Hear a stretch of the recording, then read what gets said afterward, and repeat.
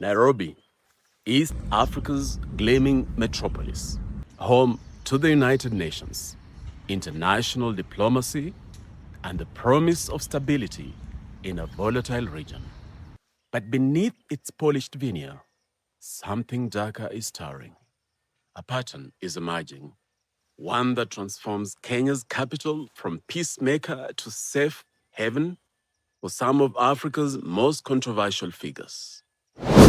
On September 30th, 2025, a Congolese military court sentenced former President Joseph Kabila to death in absentia.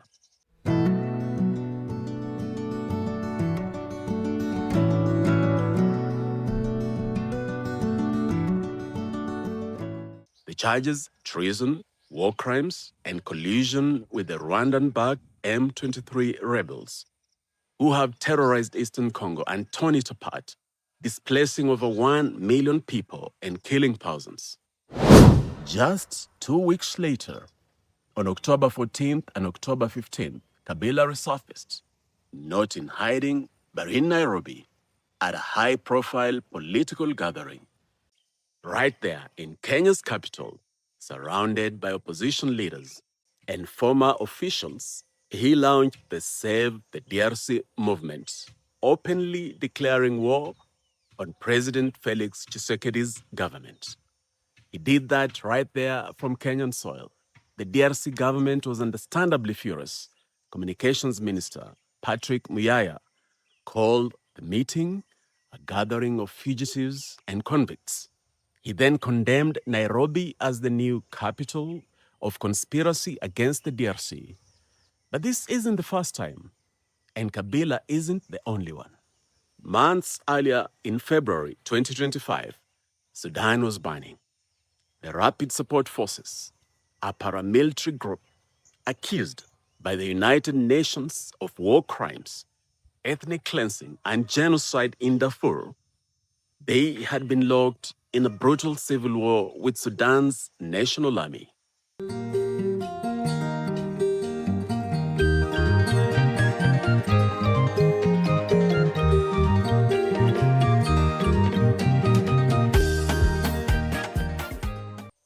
My name is DJ Bwakali, and Africa is my superpower.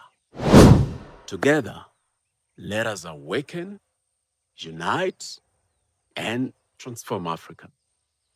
And if you haven't subscribed, what are you waiting for? Make this your home. If you're not yet a member of this channel, what are you waiting for? Make this your home.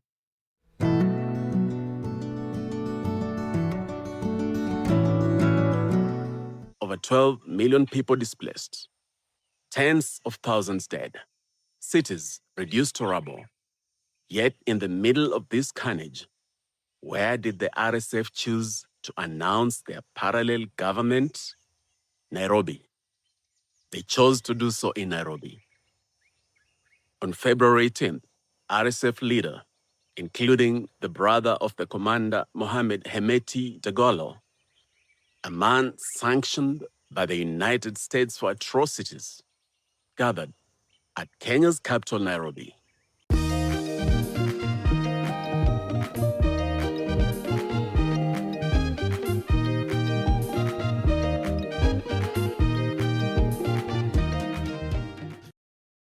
They signed a charter, established a government in exile, and effectively declared their intention to partition Sudan. The international response was swift and damning. Sudan recalled its ambassador and accused Kenya of becoming a rogue state. Just a quick one before I go on. Last year, I wrote a book about historic African leaders like Thomas Sankara, Patrice Lumumba, Julius Nyerere, and of course, Ibrahim Traore. There are nearly 100 of them in that book. Many of you have already bought the book, and I'm very grateful for that. If you haven't bought it, please head on to Amazon and purchase your copy. Both physical and digital copies are available. Thanks a lot. The question wasn't, whether Kenya hosted them or not.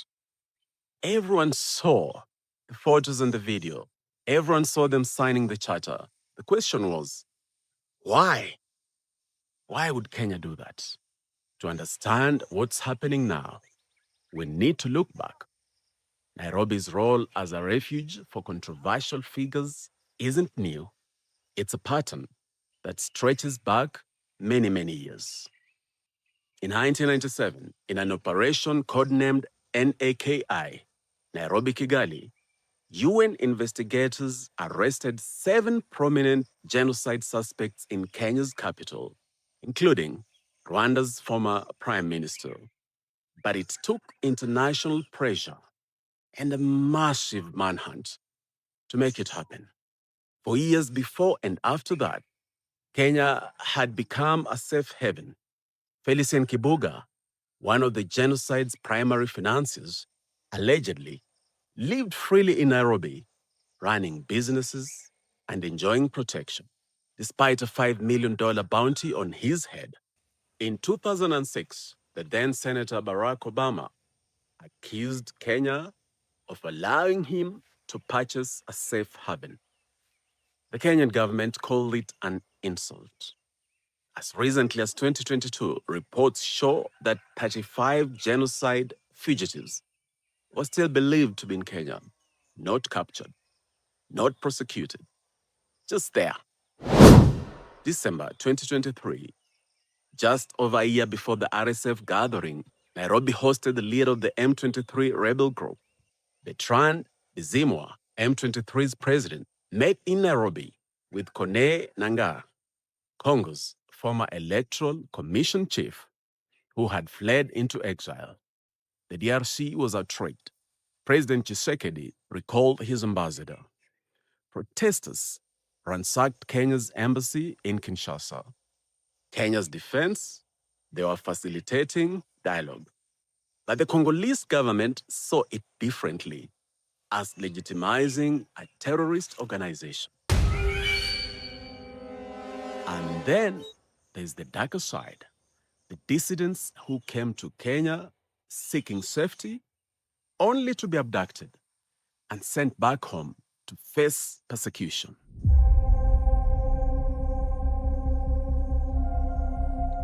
Ugandan opposition leader Kizza Besigye, kidnapped from an upscale Nairobi apartment, driven to Uganda and thrown into military detention. 36 Ugandan opposition members attending a training workshop in Kisumu forcibly returned to Kampala to face terrorism charges. Rwandan human rights defender Yusuf Ahmed Gassana, abducted from his Nairobi home, now held in a secret detention facility in Kigali. 4 Turkish refugees, recognized by the UN, abducted at gunpoint and deported to Turkey, despite having valid asylum status.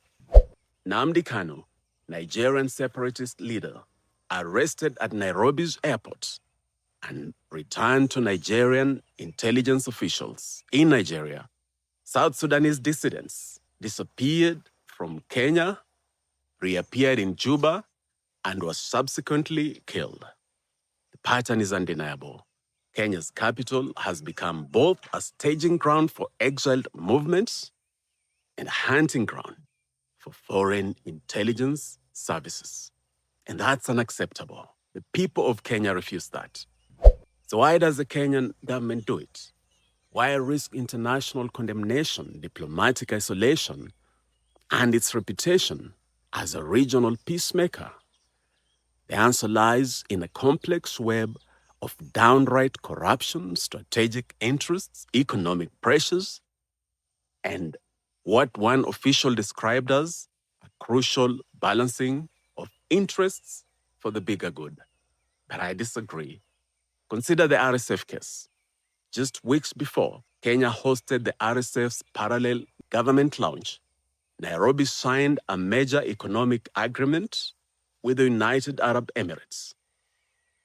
The same UAE accused by the UN for funding and arming the RSF through gold purchases and weapon shipments. The deal? The UAE would double its investments in Kenya, including a crucial billion-dollar loan to cover budget deficits. Kenya's former deputy president, speaking clearly in the US, said that President Ruto was personally involved in gold business dealings with RSF leadership. For the deaths occurring in Sudan, the real commander of RSF is not Hemeti, it's William Ruto, because for a movement to succeed, it needs money. The money from gold is being cleaned through Kenya to buy arms, to go and kill women and children. This man has international sanctions against him for genocide. True. He has been given a safe haven in Nairobi. He was here forming a government in KICC. That cannot happen without William Ruto. Gold extracted from conflict zones and trafficked through Nairobi to Dubai. Kenya also sees itself as East Africa's natural leader, a bridge between warring parties and a neutral arbiter. But that neutrality has become selective. And there's another player in this game, the West. And historically, the US has looked the other way when Kenya facilitates extraordinary renditions, a practice that began with terror suspects after the 1998 US Embassy bombing and has expanded to political dissidents. Consequences of Kenya's choices amounting: diplomatic isolation. In January 2024, after hosting both the RSF and M23, Kenya faced unprecedented regional backlash. The DRC and Sudan recalled their ambassadors. Tanzania banned Kenya Airways flights. Kenya's reputation as a neutral mediator, carefully built over decades, is crumbling when the DRC kicked out East African peacekeepers in 2023. It specifically talked of President Ruto's mismanagement and bias. When South Sudan's warring parties needed a mediator, they now look elsewhere. The damage will take a while to fix. Perhaps most tragically, Kenya's actions have made the country unsafe for the very people who need protection the most. More than 800,000 refugees call Kenya home, fleeing war, persecution, and violence in their own countries. Now, many live in fear, total fear. Over 3,000 refugees now live under special protection by NGOs because they don't trust Kenyan authorities to keep them safe. So, let's return to our original question. Is Nairobi becoming the warlord capital of Africa? The evidence suggests something more complex and more troubling. Nairobi isn't just hosting warlords. It's hosting anyone willing to pay the price, literally or politically. It's hosting parallel governments while claiming neutrality. It's facilitating abductions while championing human rights. It's playing all sides while pretending to play none. Kenya's leadership would say that they are being pragmatic, that in a neighborhood of strongmen and civil wars, sometimes you have to deal with unsavory characters to achieve peace. That closed doors achieve nothing. But there's a fine line between pragmatism and opportunism, between mediation and mercenary diplomacy, between offering a sanctuary and selling safety. When a military accused of genocide can announce a parallel government from your convention center, what does that make you? When dissidents seeking asylum are abducted from your streets and rendered to torturers, what does that say about your values? The international community is watching. Regional partners pulling away, and refugees are living in fear. Kenya stands at crossroads. It returns to its roles as a genuine peacemaker one that builds trust through transparency and upholds the principles it claims to champion, or it can continue down this path where every handshake has a price tag, every safe haven comes with an asterisk. The choice will determine not just Kenya's future, but the future of stability across the entire Great Lakes region. Because in the end, the question isn't whether Nairobi is becoming the warlord capital of Africa. The question is this: what are we going to do about it? My name is DJ Bwakali, and Africa is my superpower. And if you haven't subscribed, what are you waiting for? Make this your home. If you're not yet a member of this channel, what are you waiting for? Make this your home. See you soon, and let's keep transforming Africa.